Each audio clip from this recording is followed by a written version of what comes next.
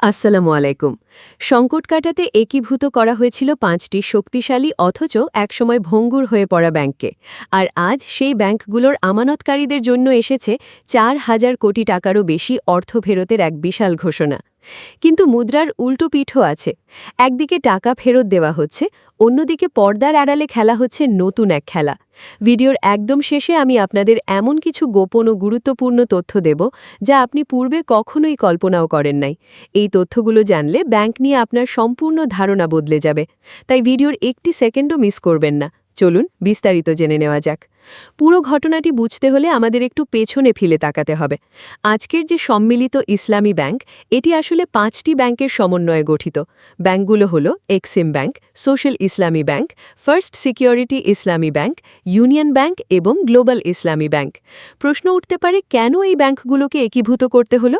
ক্ষমতাচ্যুত আওয়ামী লীগ সরকারের সময় এই ব্যাংকগুলোর অবস্থা ছিল শোচনীয়।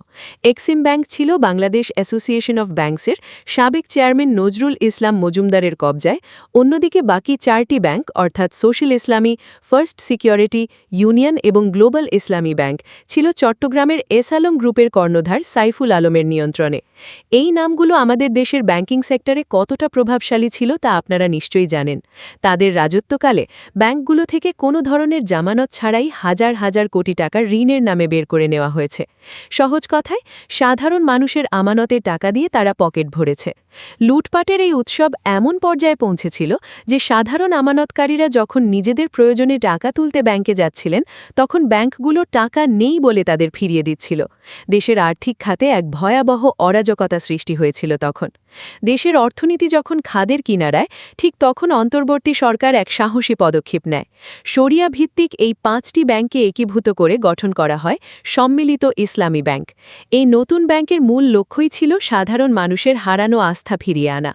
এই বিশাল ব্যাংকটির পরিশোধিত মূলধন ধরা হয়েছে ৩৫,০০০ কোটি টাকা। এর মধ্যে সরকার নিজেই দিয়েছে ২০,০০০ কোটি টাকা, আর বাকি ১৫,০০০ কোটি টাকার শেয়ার দেওয়া হবে আমানতকারীদের। অর্থাৎ আমানতকারীরা এখন কেবল গ্রাহক নন, তারা এই ব্যাংকের অংশীদার বা মালিকানার অংশও পেতে যাচ্ছেন। কিন্তু সবচেয়ে বড় চ্যালেঞ্জ ছিল মানুষের হাতের কাছে দ্রুত নগদ টাকা পৌঁছে দেওয়া। কারণ সাধারণ মানুষ আর প্রতিশ্রুতিতে বিশ্বাস করতে পারছিল না, তারা তাদের নগদ টাকা ফেরত চাচ্ছিল। আর সেই লক্ষ্যে বাংলাদেশ ব্যাংক একটি বিশেষ স্কিম বা পরিকল্পনা ঘোষণা করে। চলুন এবার আসল পরিসংখ্যানে আসি। চলতি বছরের জানুয়ারি মাস থেকে এখনও পর্যন্ত প্রায় ৮ লাখ আমানতকারীকে প্রায় ৪,০০০ কোটি টাকা পরিশোধ করা হয়েছে। এই বিশাল অঙ্কের টাকা আসছে বাংলাদেশ ব্যাংকের আমানত বীমা ট্রাস্ট তহবিল থেকে।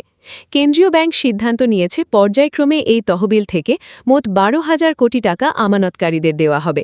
প্রথম দফায় একজন আমানতকারীকে ২ লাখ টাকা পর্যন্ত নগদ ফেরত দেওয়া হচ্ছে। তথ্য অনুযায়ী এ পর্যন্ত ৮,২২,০০০ আমানতকারী ৩,৮৮৭ কোটি টাকা হাতে পেয়েছেন। এর মধ্যে শুধু ফার্স্ট সিকিউরিটি ইসলামী ব্যাংকের গ্রাহকদেরই দেওয়া হয়েছে ১,৬০০ কোটি টাকা, যা প্রায় ৩.৫ লাখ গ্রাহকের কাছে পৌঁছেছে। এটি একটি বিশাল মাইল ফলক, কারণ অনেক পরিবার এই টাকার উপর ভিত্তি করেই তাদের জীবন পরিচালনা করেন। সরকারের এই উদ্যোগে মানুষের মনে কিছুটা স্বস্তি ফিরতে শুরু করেছিল এবং আমরা দেখছিলাম ব্যাংকগুলোতে নতুন করে আমানত জমা পড়ার হারও বাড়ছিল, অর্থাৎ পরিস্থিতি স্থিতিশীল হতে শুরু করেছিল। কিন্তু পাঠক এবং দর্শকবৃন্দ, গোলমালটা বেঁধেছে অন্য জায়গায়। যখনই পরিস্থিতি একটু স্বাভাবিক হতে শুরু করল, তখনই একটি বিতর্কিত সিদ্ধান্ত সামনে চলে এলো। অন্তর্বর্তী সরকারের সময় ব্যাংক রেজলিউশন আইন সংশোধন করা হয়েছে, আর এই সংশোধনীতে এমন একটি ধারা যুক্ত করা হয়েছে যা ব্যাংক বিশেষজ্ঞদের কপালে চিন্তার ফাঁজ ফেলেছে। অভিযোগ উঠছে, এই ধারার মাধ্যমে আগে সেই বিতর্কিত মালিকদের, যারা ব্যাংকগুলো লুটপাটের জন্য দায়ী, তাদের আবার ফিরে আসার একটি সূক্ষ্ম সুযোগ রাখা হয়েছে। এই খবরটি ছড়িয়ে পড়ার পর থেকেই নতুন করে ব্যাংকগুলোতে আমানত তুলে নেওয়ার চাপ শুরু হয়েছে। আমানতকারীরা মনে করছেন, যদি আগের লুটেরারাই আবার কোনোভাবে ব্যাংকের নিয়ন্ত্রণে চলে আসে, তাহলে তাদের জমানো টাকার ভবিষ্যৎ কী হবে? এই আস্থার সংকটের কারণে নতুন করে গঠিত সম্মিলিত ইসলামী ব্যাংকও এখন চাপের মুখে। এছাড়া সরকারের পক্ষ থেকে এই একীভূতকরণ প্রক্রিয়া নিয়ে চূড়ান্ত কোনো স্পষ্ট বার্তা বা গাইডলাইন এখনও পাওয়া যাচ্ছে না। ব্যাংকিং সেক্টরের বোদ্ধারা মনে করছেন, সরকার যদি দ্রুত এ বিষয়ে স্পষ্ট ঘোষণা না দেয় তাহলে এই সংকট আরও গভীর হতে পারে। ব্যাংকিং সেক্টরের এই অস্থিরতার মাঝে আমাদের আন্তর্জাতিক পরিস্থিতিও মাথায় রাখতে হবে। আমরা দেখছি বৈশ্বিক পরিস্থিতিতেও বড় পরিবর্তন আসছে। বিশেষ করে ইরানের পক্ষ থেকে মার্কিন প্রেসিডেন্ট ট্রাম্পকে টার্গেট করার মতো স্পর্শকাতর খবরগুলো আন্তর্জাতিক অঙ্গনকে উত্তপ্ত করে তুলছে।